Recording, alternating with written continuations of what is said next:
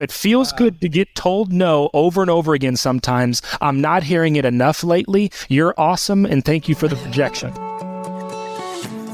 Top leaders, meaningful conversation, actionable advice, bulldoze complacency, ignite inspiration, create impact. Produced by Southwestern family of companies. This is the Action Catalyst.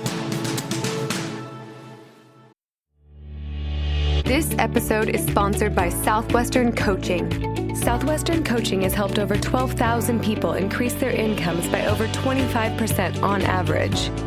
As a successful salesperson, you know the importance of increasing your sales, but sometimes you might just need a little extra push and accountability to meet your goals and grow your business. Southwestern Coaching will help you increase your income through one-on-one sales and leadership coaching tailored specifically to your needs. Together, we will elevate sales. Mark Cuban once said that you do not have a business until there is first a sale. Every business starts with sales. It revolves around sales. That is what we are talking about today. Specifically, though, we are talking about prospecting. And the guest that we have brought in is Dave Brown, in my opinion, the master in the world at prospecting. And he is definitely the leading trainer, coach, consultant, speaker on helping salespeople and small business owners to overcome call reluctance. And so that's what we're going to tackle. It's his first time on the show. Dave, welcome to the show. Oh, I love it. You make me feel so good. Yes, sir. I'm here. First of all, let's talk about call reluctance. Can you sort of like define what call reluctance is? What does it look like and how does it show up? Twofold. So let's take it from the standard sales piece, because that's where most people would say that exists the most, and then we'll go at it, on the personal side. But it's simple with salespeople. I mean, if you've been in sales for 15 minutes or 15 years, you know what it is. It's that fear. It's that reluctance you have, that pause, that procrastination that comes up when you don't know what's on the other side of the door, when you don't know what's on the other side of the phone, when you don't know what's on the other side of the conversation. It literally paralyzes you. It's the biggest saboteur, procrastination being call reluctance is the biggest limiting belief and concept that keeps salespeople away from hitting their goals, achieving their dreams, getting what they want to get out of their life and having a fulfilled life and in all areas and others. So let's talk about people now. Like, let's actually talk about something like personal life. I mean, I got a really cool story coming from one of my contacts out here in Nashville. Her call reluctance would be the conversations that she's going to have with her kids she doesn't want to. I mean, just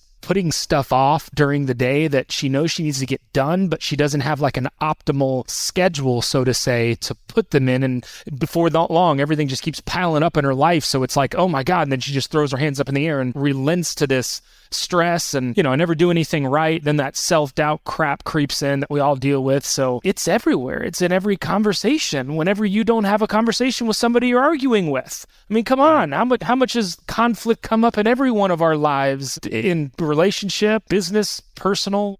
So what are some of the things that we can do in terms of overcoming this call reluctance?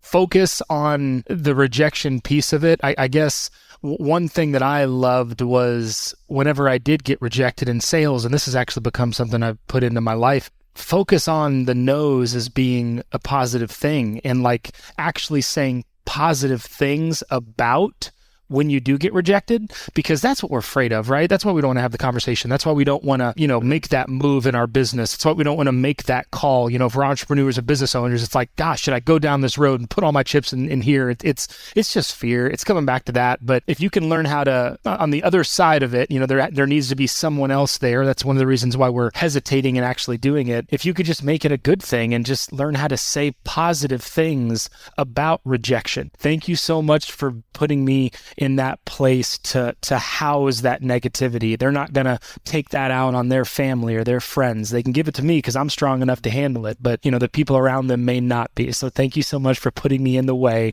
being able to intersect that. So yeah, it's just stuff like that. And it goes to this day too. I get rejected all the time. Just sitting in a car dealership today, and that was the car dealership that I was at was actually a referral from somebody that told me no. So you're approaching somebody, they shut you down. So you're asking for referrals from people who tell you no. Absolutely. Gosh, I got to get something out of there, right? No, yes, it was referrals. Ask anybody. Oh, that is everybody, whether you get rejected or not, for someone else to talk to.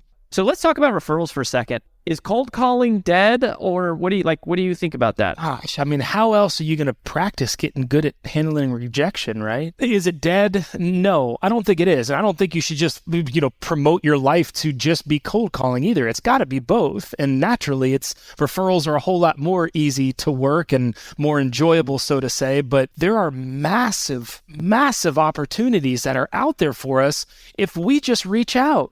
And is it cold? Yeah, but I guarantee you've served other people the same way that you want to serve this company that you're calling on. So it's not really that cold. If you just tell them how you worked with this person or this business or how you handled this situation, and you pull that from your great experience and put that on the table as you're calling somebody coldly, quote unquote, that you don't have any momentum with or a name to use with or someone didn't refer you over to, you're going to be fine. But you got to sprinkle a little bit of that. Those of you that are in the sales piece, sprinkle a little bit of it into your lives, because it's not always going to fall in your lap. The big opportunities, the massive accounts, if you just put a call into them once a month, if you just did it once a month and say you did it for 5 years, then you will have called on that company 60 times in 5 years. I promise you that is showing that person that you're calling on or that business you're calling on that you actually care about them. And if you're going to call 60 times, my gosh, what kind of work are they going to do for us if they're going to fight this hard for us? So it becomes warmer the more that you do it and the more comfortable you get. And it also conquers that giant right up front. So sprinkle a little bit of it in. Naturally, you all want to work referrals, but you got to do a little bit of it. You're demonstrating how hard you are willing to work for that business. Even if they never talk to you, you're communicating that you're a hard worker and that you don't have fear and that you're willing to do whatever it takes. I appreciate you making me live out the important principles of persistence in our trade. It feels, I'm literally saying this. It feels good to get told no over and over again sometimes. I'm not hearing it enough lately. You're awesome, and thank you for the rejection. Keep trying. Don't stop. Now, let's back up here a little bit and talk about actually getting yourself to make that call. Aren't you scared? Aren't you worried about what they're going to say? All you're doing is you're just asking. All that I'm doing is just asking for their time. I'm just asking if I can come out and see them. I'm just asking for 15 minutes. Like, I love that little piece in my mind got fried a long time ago when I was young about don't ask. We get so ingrained, don't ask or stop asking, and it's like, I mean, think about your parents. They would put this into us. We'd ask for that candy bar at the grocery store 30 times, right? Can I please have a candy bar this time? Can I please have a candy bar this time? And if you ask one more time, you're going to get in trouble. And it's like, yeah, sure. Do I not want my kids asking me for that candy bar over and over again in the store? But why not at least cultivate that type of asking? Like, thank you so much for asking. It's not going to happen this time, but don't ever forget to keep asking. Because it's like, I've done some research on this, and it blows me away why people say they don't want to ask for the stuff that they want in their life. And if you're in sales or if you're, running a family or running a business, you have to ask for what you want, or you're not going to get what you want in anything. And that's all sales is, just asking. So I'm just asking over and over again. If you don't do that, and the reason why people don't do that is they don't feel like they deserve what they want in their life. And it's ridiculous because they do. And I know that's a tough word, and some people have a problem with, I don't deserve anything. But it's like, ask for what you want. We're incredible. We're amazing beings that live in the best culture that has had the most opportunity ever in history. But you're going to limit yourself by not asking for what you can see and what you want. I mean, that's the only way this world was ever changed. So just, a lot there, man. A lot of big stuff there. Now, you mentioned kids. I think kids are the best. I mean, they're the best salespeople of all time. Pleasantly persistent. I mean, the kids are like, they're the masters. They're the masters at that. They just smile and keep coming back and keep asking. Now, what if somebody tells you no? Are you saying, like, if they tell you no, you just keep asking that same person? Or are you saying just ask everybody until they finally tell you yes or no and then move on? Yeah, but then ask later. Always leave it open. Like, ask everybody everything until if they tell you no, that's okay. You're going to get referred back into them. Something's going to come up where your lives intersect again, or something's going to go on, and then you can just ask again later. Are you going to come with some baggage of them telling you no before?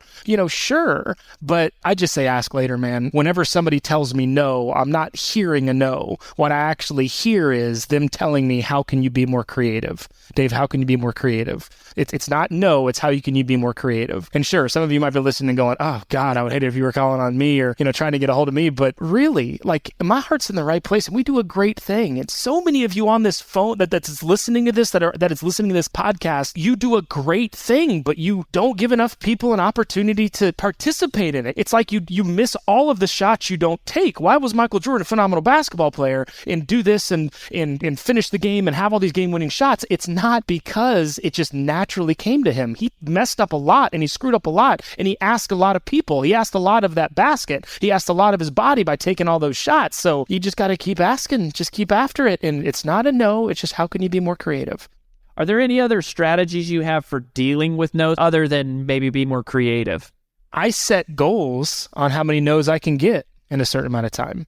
It's not a goal of yeses, it's how many no's can I get. And some of you probably heard this concept before of having like a no goal or something, but how many of you actually done it? It makes it fun. It makes it more interesting. So set a goal for yourself to get no's, and then you get to be excited about it because you're achieving your goal whenever they come. And then prepare, man. It's so much easier to get no's when you have an abundance of people to call on. And the only way to have a lot of people to call on and a lot of conversations to have is actually prepare for it. If you're going to make calls, if you're going to go knock on some doors for, 4 hours, 3 hours, you're probably going to need about 50 people on that list. And if you just keep going down the list and you're not letting, all you're doing is just calling that list. That's all you're doing. You're just calling people and asking to meet with them. You're just calling people and asking them to listen to you. When you have 2 or 3 people on that list, it's like, I'm sitting under the basket, to use the analogy of Michael Jordan. I'm sitting under the basket and just throwing the ball up at the rim, very close to the rim. But if you've only got 3 names that you're trying to call on, you're trying to just everything in your business that's all, man, they're going to be amazing. Then of course you've got a scarcity mentality. Of course, it's like you're standing all the way at the other end of the court trying to throw the ball at the rim.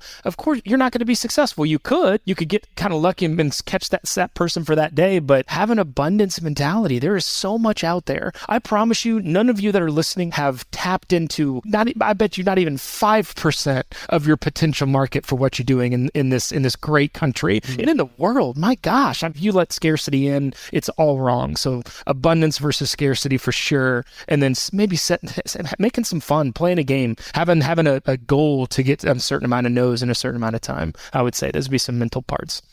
So if somebody is listening right now and they know they need to be asking more, but they're feeling fear, what is kind of the first thing that you would tell them to do, or what action would you say, do this immediately to sort of help them get over that hurdle? And that could be so much. It could be fear there. There could be self-doubt. There could be disgust with their current situation. There could be so much there that's holding them back. So this is not a light thing. What I would say is let your legs or your hands or something else do the thinking.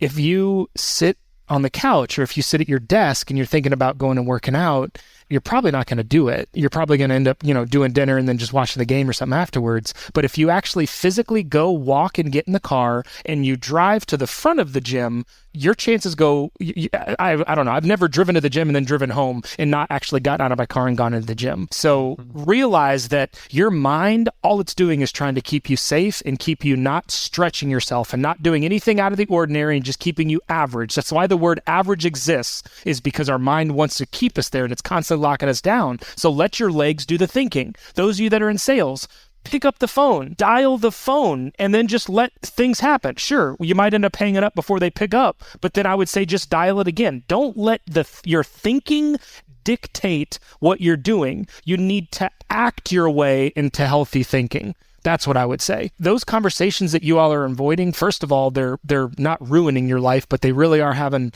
a berry on it. It could be holding untapped potential in you that you don't even know exists. So I would say go to that person, like go to your kid or your brother or your sister or friend that you haven't talked to in a long time, or your parents that you've got stuff you're holding on to. Like go call them, actually leave a message on their voicemail. Don't let your mind dictate what the outcome's going to be. We don't know what the outcome is. I mean, come on, that's what makes great movies, right? That what makes great conversations. You have no idea what's coming. All you're going to predict is is negative things. Our mind is only going to predict negative things. If you're like me, which maybe you are, maybe you're not, but that's all my mind does. So I've got to convince it otherwise with my actions. So I constantly am acting my way into healthier thinking. Let my legs, let my hands do the thinking, letting, just the world play out by actually doing it. That's what I would say, man.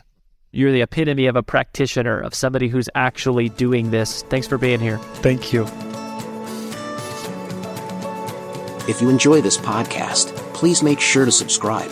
And to stay updated on everything that the Action Catalyst is up to, make sure to follow us on Facebook and Instagram at Action Catalyst Podcast and on Twitter at Catalyst_Action. And thanks for listening.